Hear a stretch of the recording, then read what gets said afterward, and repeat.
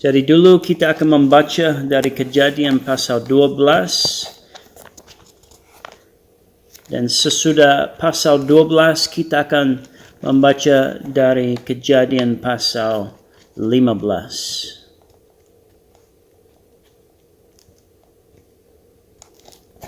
Kejadian pasal 12 ini ayat 1. Berfirmanlah Tuhan kepada Abraham, pergilah dari negerimu dan dari sanak saudaramu dan dari rumah bapamu ini ke negeri yang akan kutunjukkan kepadamu. Dan dalam ayat 7 kita membaca, ketika itu Tuhan menampakkan diri kepada Abram dan berfirman, aku akan memberikan negeri ini kepada keturunanmu.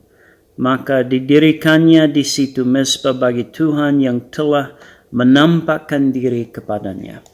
Jadi dalam kedua ayat ini kita membaca bahwa Allah berjanji kepada Abram bahwa dia memang anaknya, keturunannya akan mewarisi suatu negeri.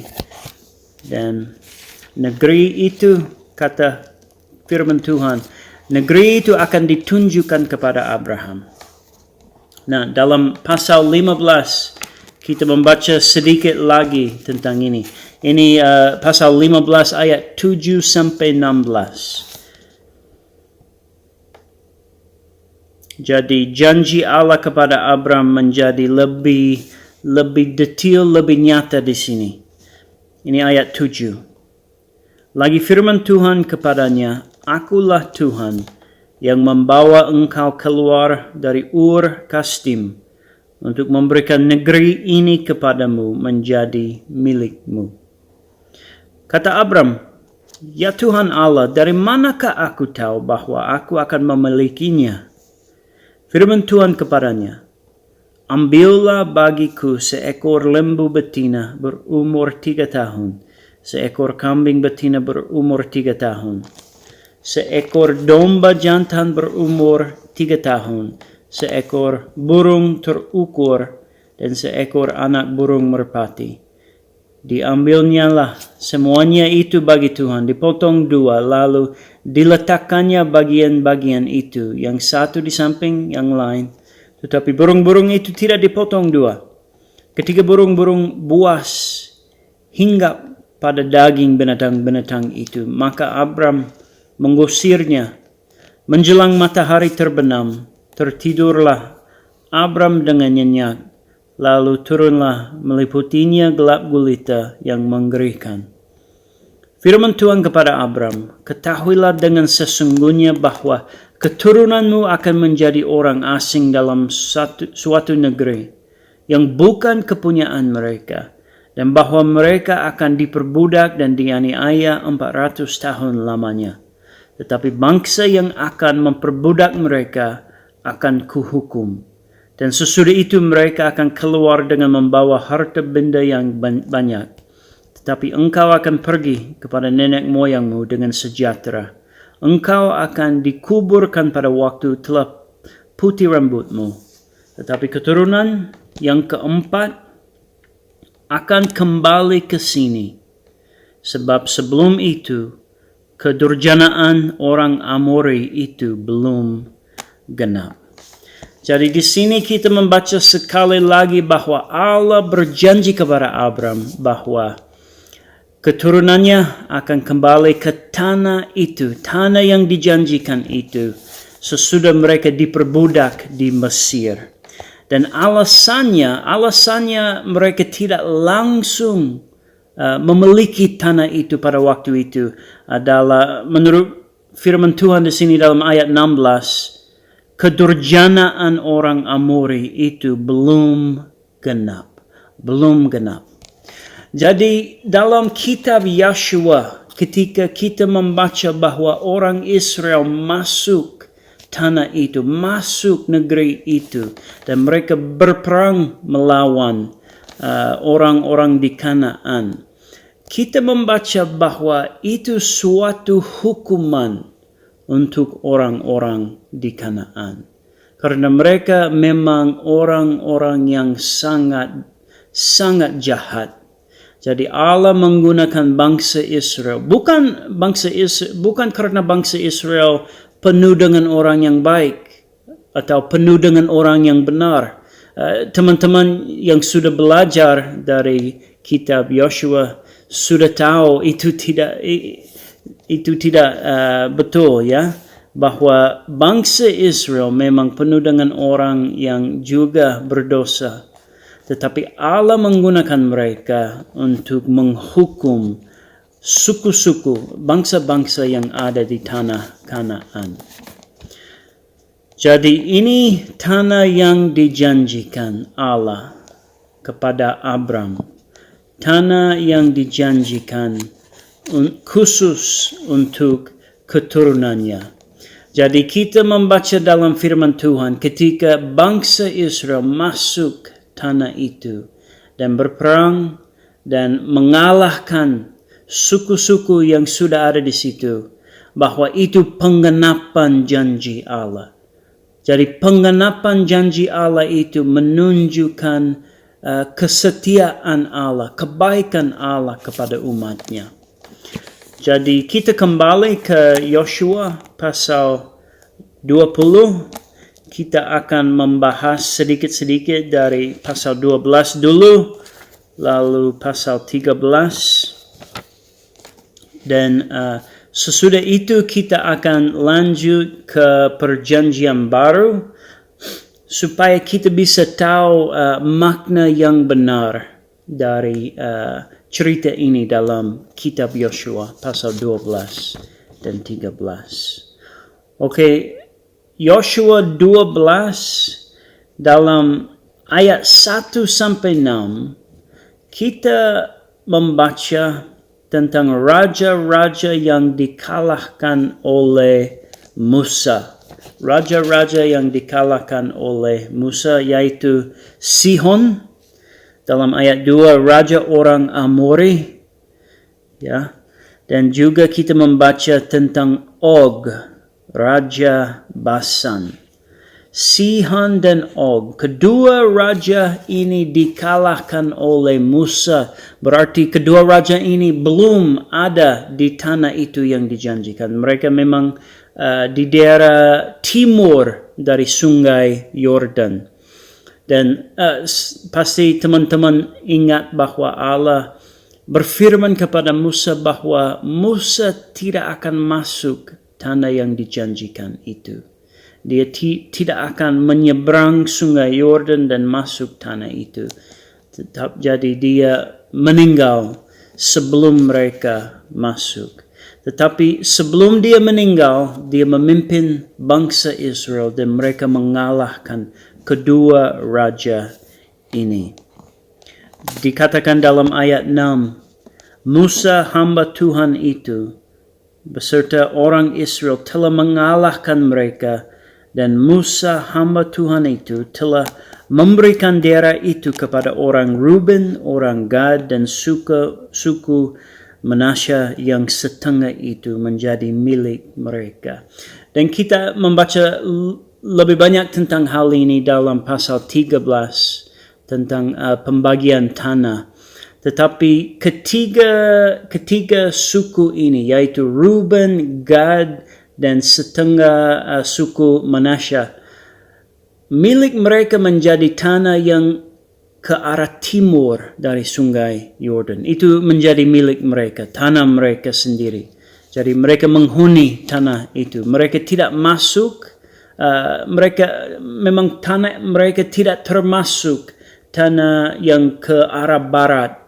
Tetapi ketiga suku itu mereka masuk bersama-sama dengan seluruh bangsa Israel, dan mereka berperang bersama-sama dengan suku-suku yang lain. Walaupun warisan mereka, tanah mereka di luar sungai Yordan. Jadi ayat 1 sampai 6 ini ringkasan raja-raja yang dikalahkan Musa. Dan kita juga membaca dalam ayat 7 sampai 24 kita membaca tentang raja-raja yang dikalahkan oleh Yosua. Dan raja-raja ini ada di bagian barat dari sungai Yordan. Jadi setelah Musa meninggal dan Yosua menjadi pemimpin Israel, dia masuk bersama-sama dengan bangsa Israel ke tanah itu yang di barat dari sungai Yordan. Dan mereka berperang, pertama-tama mereka berperang di bagian selatan. Dan setelah mengalahkan suku-suku Kanaan yang ada di bagian selatan, mereka pergi ke utara dan berperang melawan suku-suku yang ada di bagian utara. Dan menurut firman Tuhan, mereka mengalahkan 31 raja di sini. Ini dikatakan dalam ayat 24. Raja negeri Tirza 1. Jadi jumlah semua raja itu 31 orang. Jadi cukup banyak memang. Dan kebanyakan raja yang dikalahkan itu oleh Yosua, mereka raja kota, ya. Kalau ke timur dari sungai Yordan, biasanya mereka punya kota, memang seperti benteng, tetapi mereka juga punya tanah yang cukup luas. Sihon dan Og, mereka punya cukup banyak tanah. Tetapi di bagian barat dari sungai Yordan, biasanya mereka hanya punya satu kota tertentu. Dan seperti kota Jericho, itu kota yang mirip benteng juga, ya. Jadi itu kota yang kuat. Jadi hampir semua kota seperti itu. Setiap kota masing-masing punya raja sendiri. Jadi ada 31 yang dikalahkan. Jadi seperti saya bilang tadi, pasal 12 adalah ringkasan saja. Memang semua hal ini sudah dipelajari, saudara-saudara, kalau sedang mempelajari kitab Yosua. Dan dalam pasal 13, kita membaca bahwa tanah itu dibagi-bagikan. Dalam ayat 1 sampai 7, kita membaca bagaimana tanah dibagikan oleh Yosua di daerah barat dari sungai Yordan. Saya membaca ayat 1 dalam pasal 13. Setelah Yosua menjadi tua dan lanjut umurnya, berfirmanlah Tuhan kepadanya, "Engkau telah tua dan lanjut umur, dan dari negeri ini masih amat banyak yang belum diduduki. Inilah negeri yang tertinggal, segenap wilayah orang Filistin dan seluruh negeri orang Geshur, mulai dari sungai Sikur di sebelah timur Mesir sampai ke daerah Ekron ke arah utara. Semuanya itu terhitung tanah orang Kanaan. Ada 5 raja kota orang Filistin, yakni di Gaza, di Ashdod, di Ashkelon, di Gat, dan di Ekron, dan orang Awi. Di sebelah selatan seluruh negeri orang Kanaan dan Meara, kepunyaan orang Sidon, sampai ke Afek, sampai ke daerah orang Amore.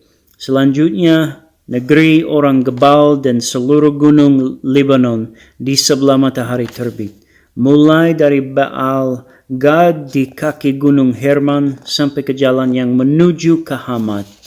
Semua orang yang diam di pegunungan mulai dari gunung Lebanon sampai ke Mishrefot Maim. Semua orang Sidon. Aku sendiri akan menghalau mereka dari depan orang Israel. Hanya undikanlah dahulu negeri itu di antara orang Israel menjadi milik pusaka mereka, seperti yang kuperintahkan kepadamu. Oleh sebab itu, bagikanlah negeri ini kepada suku yang 9 itu, dan kepada suku Manasya yang setengah itu menjadi milik pusaka mereka. Jadi, ke-9 setengah suku itu juga mengambil milik di bagian barat dari sungai Yordan, sama seperti Ruben, Gad, dan setengah suku Manasya mengambil milik di bagian timur dari sungai Yordan. Dan dikatakan kita baru baca bahwa ada beberapa daerah yang belum dimenangkan oleh bangsa Israel.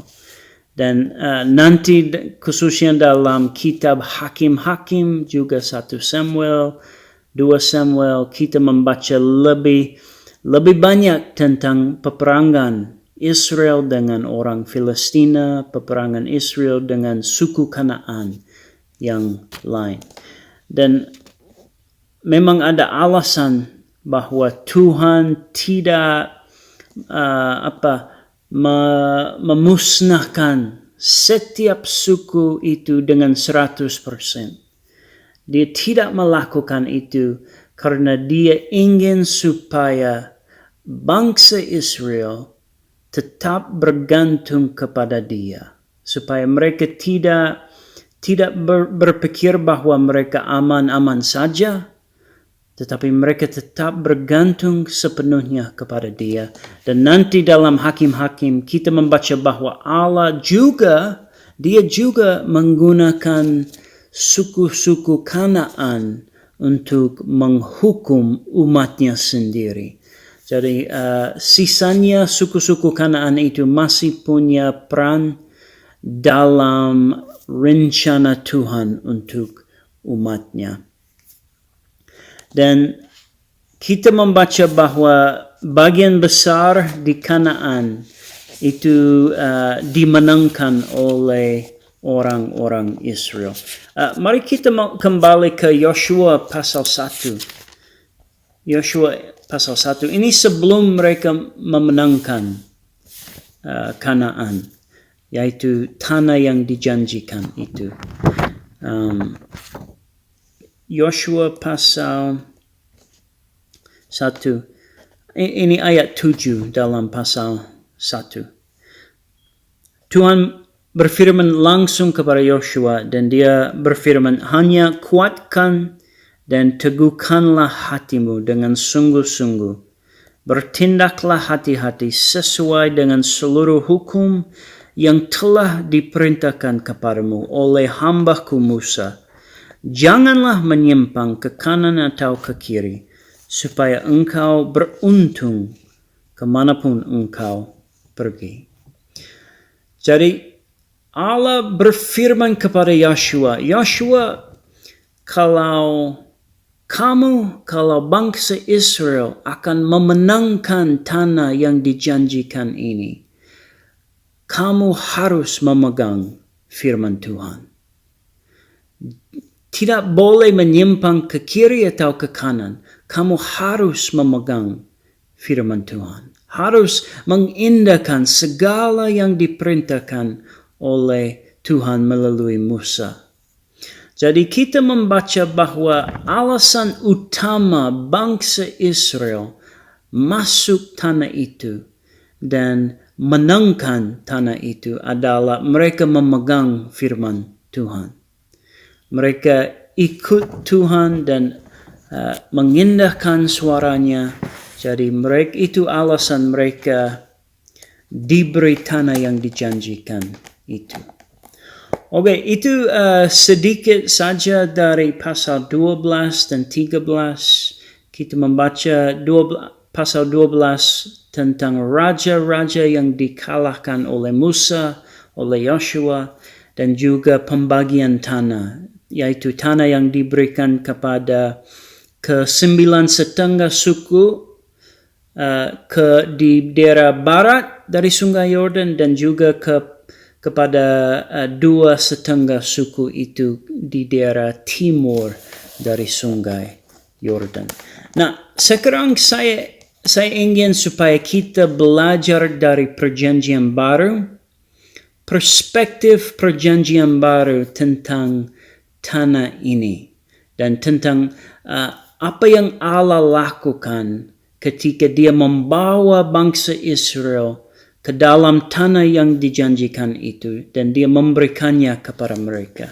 Mari kita membaca dulu dari kitab Ibrani pasal 4. Kitab Ibrani pasal 4.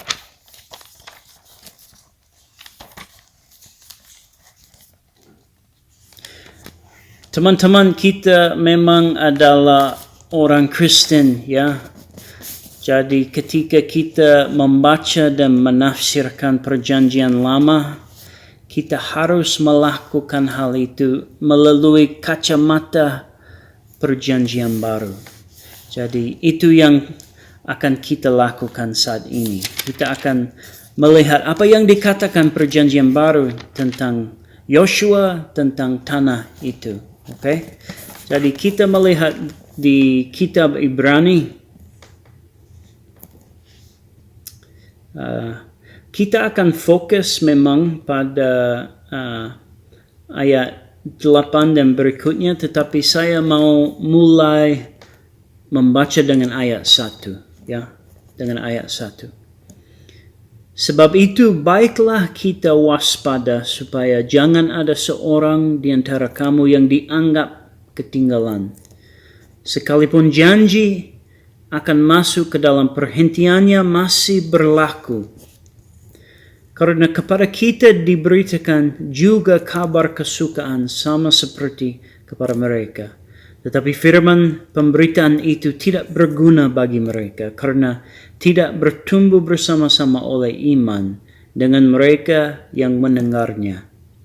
Sebab kita yang beriman akan masuk ke tempat perhentian seperti yang ia katakan, sehingga aku bersumpah dalam murkaku, mereka takkan masuk ke tempat perhentianku.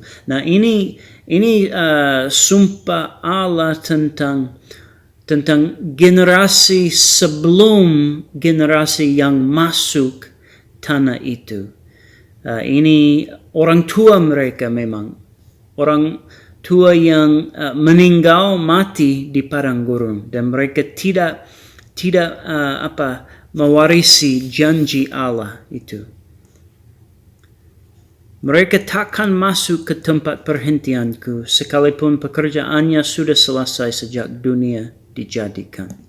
Dan ayat 4, sebab tentang hari ketujuh pernah dikatakan di dalam suatu nas, dan Allah berhenti pada hari ketujuh dari segala pekerjaannya. Dan dalam nas itu kita baca, mereka takkan masuk ke tempat perhentianku. Jadi sudah jelas bahwa ada sejumlah orang akan masuk ke tempat perhentian itu. Sedangkan mereka yang kepadanya lebih dahulu diberitakan kabar kesukaan itu tidak masuk karena ketidaktaatan mereka. Sebab itu ia menetapkan pula suatu hari, yaitu hari ini, ketika ia setelah sekian lama berfirman dengan perantaraan Daud seperti dikatakan di atas, pada hari ini jika kamu mendengar suaranya, janganlah keraskan hatimu. Itu kutipan dari Mazmur pasal 95 ayat 7. Dan dalam ayat 8, perhatikanlah ayat 8. Sebab andai kata Yosua telah membawa mereka masuk ke tempat perhentian, pasti Allah tidak akan berkata-kata kemudian tentang suatu hari lain. Nah, apa maksud penulis Ibrani di sini? Maksudnya begini, kita membaca seperti dalam pasal 12 dan 13, bahwa Yosua dia membawa bangsa Israel untuk masuk perhentian di tanah yang dijanjikan itu. Tetapi beberapa generasi sesudah itu, Daud menulis dalam Mazmur pasal 95, pada hari ini jika kamu mendengar suaranya, janganlah keraskan hatimu. Mari kita membaca Mazmur 95 itu dengan lengkap, karena ini sangat penting dalam pikiran penulis kitab Ibrani. Ini Mazmur pasal 95.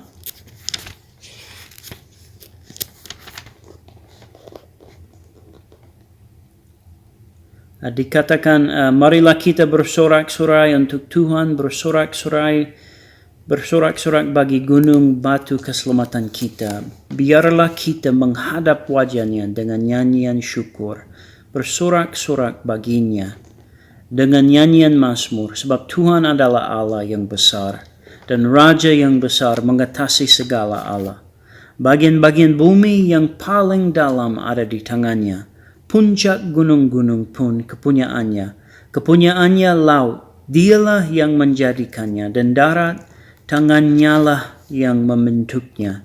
Masuklah, marilah kita sujud, menyembah, berlutut di hadapan Tuhan yang menjadikan kita, sebab dialah Allah kita, dan kitalah umat gembalanya, dan kawanan domba tuntunan tangannya.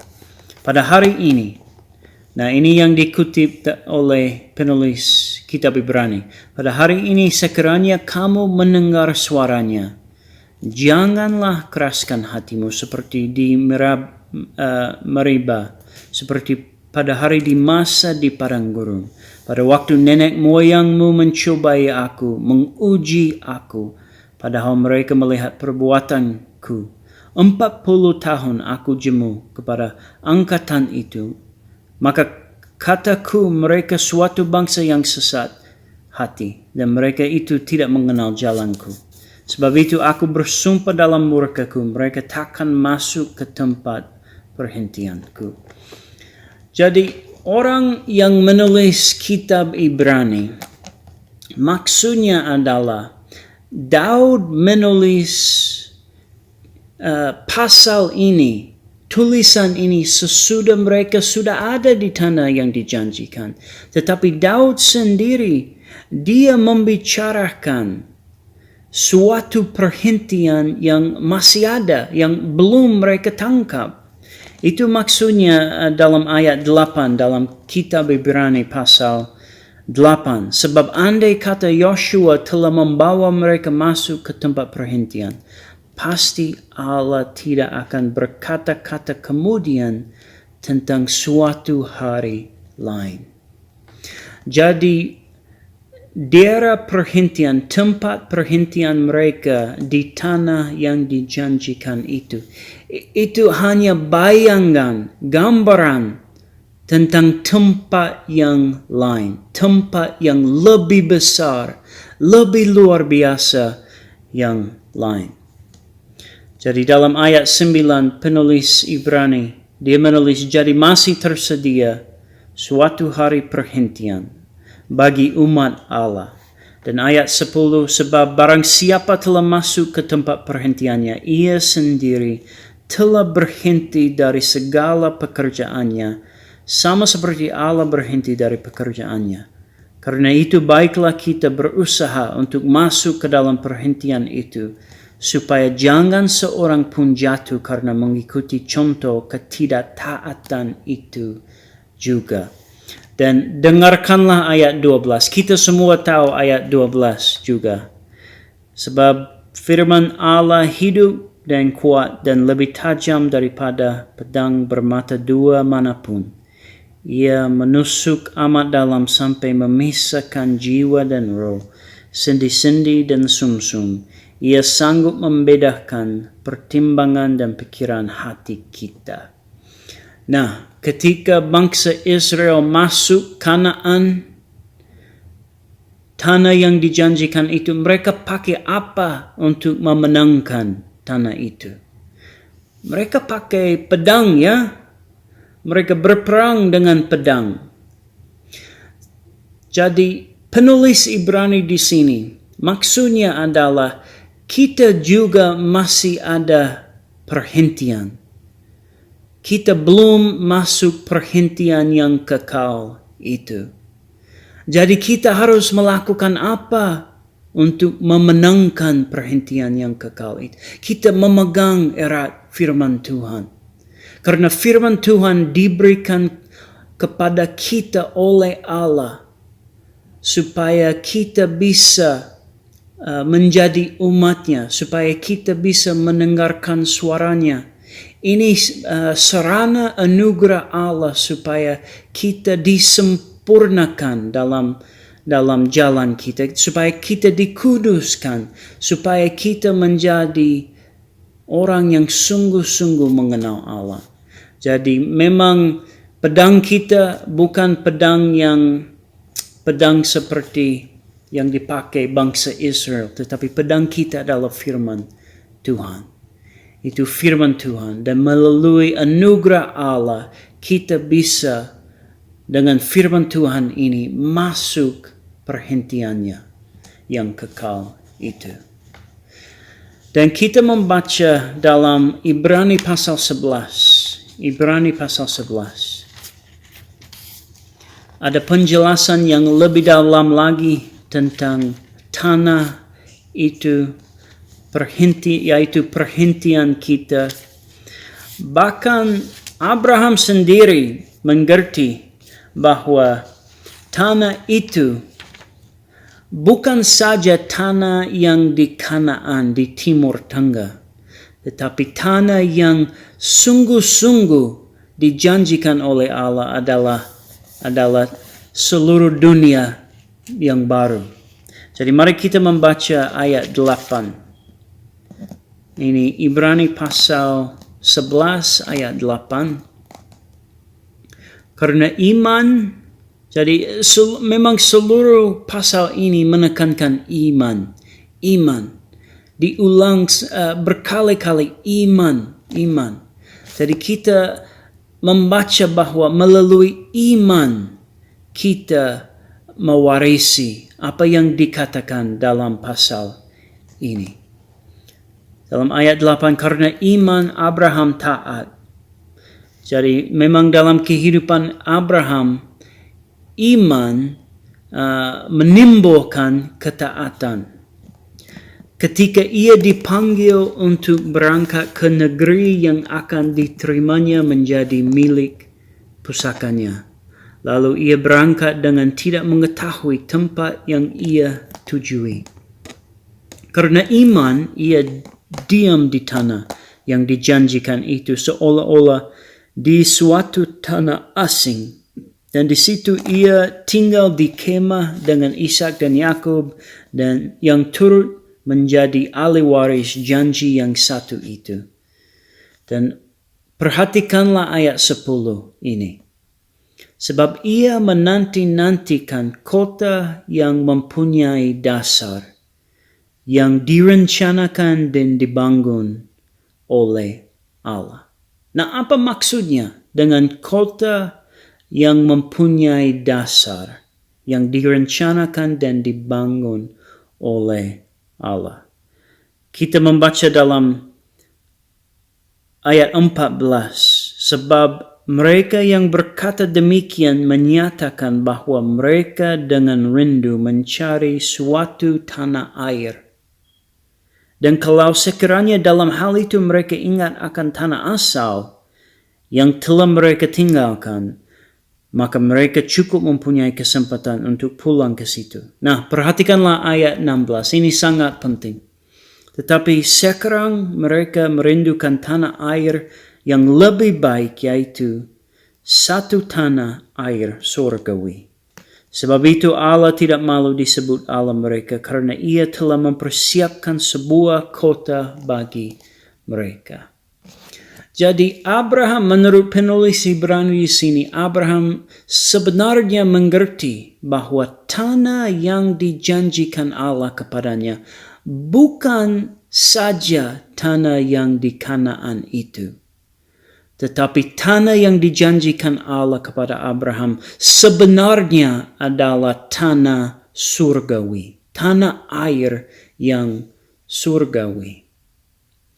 Jadi kita baca bahwa orang Israel masuk tanah Kanaan, yaitu tanah yang dijanjikan kepada mereka. Mereka dibawa oleh Allah ke dalam tanah itu. Itu bukti anugerah Allah bahwa mereka bisa mendapat tanah itu dan mengalahkan semua musuh mereka. Mereka mewarisi tanah itu bukan karena mereka bangsa yang terbaik di dunia ini, tetapi mereka menjadi ahli waris tanah itu karena kebaikan, kemurahan Allah yang sungguh nyata dalam kehidupan mereka sebagai bangsa. kita membaca bahwa segala sesuatu yang tertulis dahulu telah ditulis untuk menjadi pelajaran bagi kita, supaya kita teguh berpegang pada pengharapan oleh ketekunan dan penghiburan dalam kitab suci. Segala yang ditulis dalam kitab Yosua tentang bangsa Israel yang berperang dan mengalahkan raja-raja suku Kanaan, itu ditulis untuk kita, saudara-saudara. Kita orang-orang Kristen pada abad ke-21. Segala itu ditulis untuk kita. Kenapa? Supaya kita teguh berpegang pada pengharapan oleh ketekunan dan penghiburan dari kitab suci. Jadi itu ditulis sebagai contoh untuk kita. Dan tanah yang kita harapkan bukan tanah di dunia ini yang jatuh dalam dosa. Tanah air yang kita harapkan adalah tanah air surgawi. Jadi kita bersyukur kepada Tuhan, ya teman-teman, saudara-saudara seiman, karena Tuhan memberikan kitab suci, Alkitab kepada kita, firman Allah yang seperti pedang yang bermata dua, yang memisahkan sendi-sendi, yang mempertimbangkan pikiran dalam hati kita. Jadi puji Tuhan atas firman Tuhan. Itu pedang yang kita pakai untuk berperang pada zaman ini, pada masa kini.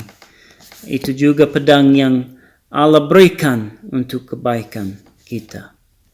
Jadi teman-teman, itu sedikit dari Yosua pasal 12 dan 13. Semoga firman Tuhan ini menjadi sesuatu yang membesarkan hati saudara-saudara dan mendorong hati kita semua untuk tetap mengejar Tuhan Yesus Kristus dan hidup untuk Dia. Ya, terima kasih teman-teman.